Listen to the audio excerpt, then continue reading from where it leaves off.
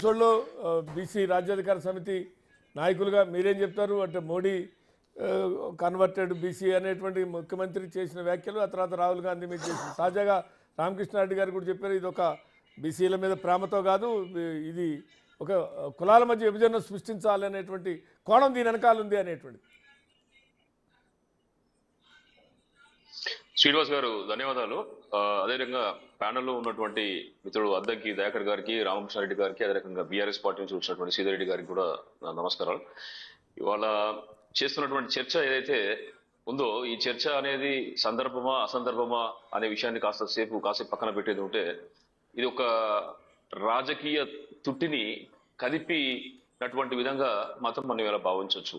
ఎందుకంటే మీకు తెలుసు 1980లలో కాంచీరామ్ గారు చెప్పారు, అనేక రాష్ట్రాల నుంచి కూడా ఢిల్లీకి అనేక మంది వలస వచ్చినా కూడా వాళ్ళు ఇంటి దగ్గర ఇల్లు, మిగతా వస్త్రాలు అన్ని వదిలిపెట్టి వచ్చినా కూడా కులాన్ని మాత్రం ఢిల్లీకి పట్టుకొని వచ్చిందని చెప్పేసి కాంచీరామ్ గారు చాలా స్పష్టంగా చెప్పారు. అంటే ఈ దేశంలో ఎవరు ఒప్పుకున్నా ఒప్పుకోకపోయినా కూడా కులం అనేది వాస్తవం. అయితే ప్రధానమంత్రి గారి యొక్క కులం గురించి మాట్లాడుతున్నప్పుడు, ఇది 1994 జూలై 20వ తేదీ రోజు ఈ మోడీ గారు ఏంటంటే తేలి గాండ్లా అనేటటువంటి ఒక కమ్యూనిటీకి చెందినటువంటి వ్యక్తి. ఈ కులం ప్రధానంగా తెలంగాణ, ఆంధ్రప్రదేశ్, బీహార్, ఒరిస్సా, ఛత్తీస్గఢ్, గుజరాత్లలో ప్రధానంగా ఉన్నటువంటి కమ్యూనిటీ.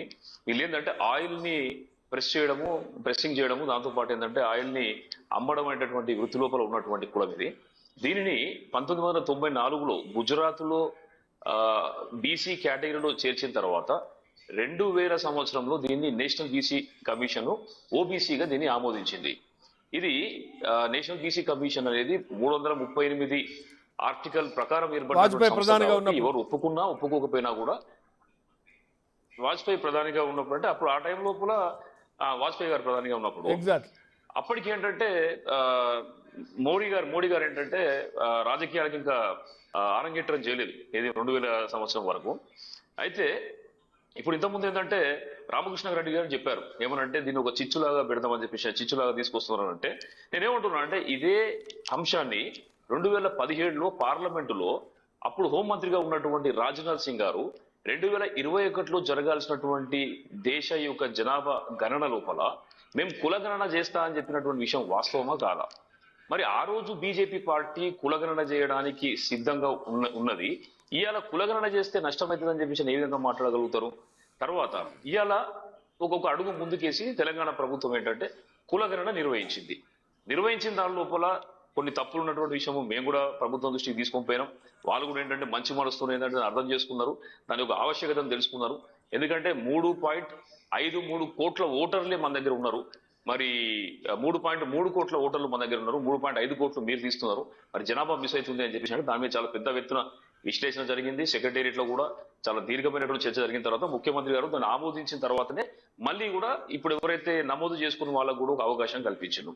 ఇవాళ ఏంటంటే జరుగుతున్న పరిణామాన్ని మనం చూడాలి. ఎందుకంటే ఇంతకుముందు చాలా మంది పెద్దలు చెప్పారు ఏమనంటే, ఈ దేశం లోపల గడిచిన 75 సంవత్సరాలు 77 సంవత్సరాల నుంచి బీసీలకు తీవ్రమైన అన్యాయం జరుగుతుంది. ఆ అన్యాయాన్ని ఏ మేరకు జరిగింది, అసలు ఈ దేశంలో రాష్ట్రంలో ఎంతమంది ఉన్నారో తెలుసుకోవడానికి ఒక ప్రయత్నం చేస్తున్నప్పుడు దాని వాస్తవాలను అర్థం చేసుకొని ప్రజలకు ఉపయోగపడేటటువంటి విధంగా కేంద్ర ప్రభుత్వం ఏదైనా నిర్ణయం తీసుకోవాలి. కానీ అలా కాకుండా ఏంటంటే ఇది దారి మళ్లించేటటువంటి విధంగా కులగణన దేశవ్యాప్తంగా చేయడానికి సంసిద్ధంగా లేనటువంటి బీజేపీ పార్టీ ఇవాళ ఏమంటుందంటే, మేము కులగణన గురించి మాట్లాడమంటే మిగతా అంశాలు మాట్లాడుతూ ఉన్నారు. ఇప్పుడు ప్రధానమంత్రి గారు ఒకప్పుడు బీసీ కాకపోయినా కూడా 1994లో బీసీ కమ్యూనిటీ లోపల చేర్చాలని చెప్పేసి అని చెప్తున్నారు. నేషనల్ బీసీ కమిషన్ లో 3600 కులాలను ఈ దేశం లోపల వాళ్ళని ఓబీసీలుగా నేషనల్ బీసీ కమిషన్ గుర్తించింది. అందులో మోడీ గారి కులం కూడా ఏంటంటే ఒక కులంగా ఉన్నది. అయితే వాస్తవానికి ఇక్కడ ప్రశ్న ఎక్కడ తలెత్తుందంటే, ఒక బీసీ వర్గం నుంచి వచ్చినటువంటి ప్రధానమంత్రి అంత అత్యున్నతమైనటువంటి స్థానంలో ఉన్నప్పుడు బీసీలకు ఉపకరించేటటువంటి విధంగా తన విధానాలను కొనసాగించాలి. కానీ ఇక్కడ జరుగుతున్నటువంటి విషయం ఏంటంటే, మోడీ గారు చట్టరీత్యా బీసీ అయినప్పటికీ కూడా బీసీలకు ఉపకరించేటటువంటి విధంగా తన యొక్క నిర్ణయాలు ఉండట్లేదు.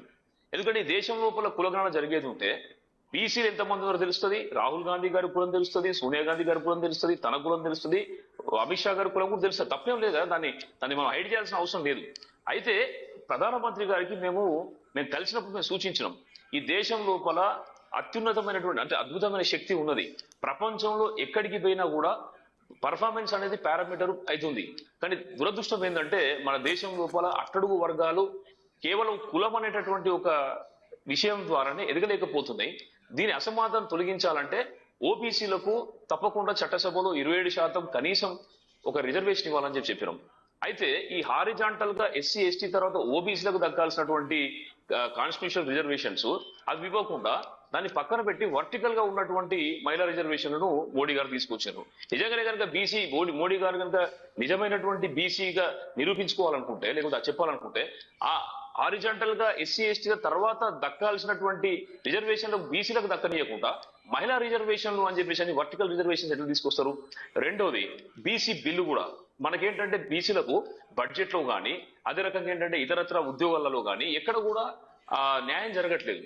మరి ఇటువంటి సందర్భం లోపల ఒక పాలసీని ఫ్రేమ్ చేసి ఒక బీసీ బిల్లు లాంటిది పార్లమెంట్ ఇంట్రడ్యూస్ చేయడానికి ఎందుకు మోడీ గారు చొరవ చూపించట్లేదు? ఇప్పటికీ కూడా ఏంటంటే దేశ భద్రత దేశ రక్షణ, అవును అట్టడుగు వర్గాలను రక్షిస్తేనే దేశ రక్షణ అవుతుంది, అట్టడుగు వర్గాలకు సేవ చేస్తేనే దేశానికి సేవ చేసినట్టు అవుతుంది. మీరు అట్టడుగు వర్గాలను పక్కన పెట్టి దీనివల్ల కులాల మధ్య లేని దేశభక్తి సురేష్ గారు దీనివల్ల కులాల మధ్య లేని అంతరాలు ఏర్పడతాయి. మీరు ఎక్కువ, మా జనాభా ఎక్కువ, మీ జనాభా తక్కువను, లేకుంటే ఆ రకమైనటువంటి ఒక అంతరాలు దొంతరల వ్యవస్థ ఏర్పడి దానివల్ల భారతీయుల మధ్య ఒక యూనిటీ దెబ్బతింటుంది అనేది బీజేపీ ఆర్గ్యుమెంట్.